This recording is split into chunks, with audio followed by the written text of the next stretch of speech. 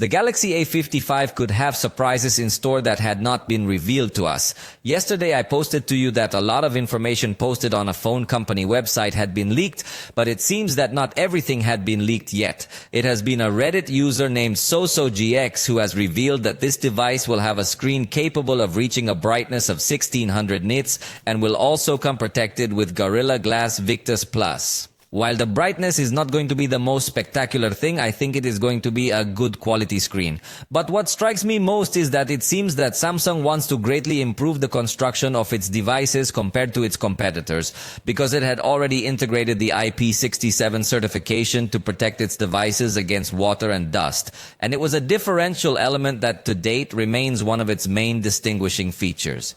However, there are already other manufacturers who have gradually tried to match this level of resistance. But now with the Galaxy A55, it is said that Samsung is going to switch to an aluminum frame to give it a more premium and obviously more resistant construction, and that the covers will be made of glass protected especially with Gorilla Glass Victus Plus, which is a level of protection that is not usually so common in this price range. We usually see Gorilla Glass 5, although I must say that a Little Yes is implementing Gorilla Glass Victus, but not Victus Plus. So Samsung would have this advantage, shall we say, in the construction of their devices. It seems that they want to have that feeling that they will be durable devices, because in addition to integrating good materials, they will be integrating good updates policy. However, improvements in the rest of the device specifications are expected to be very few.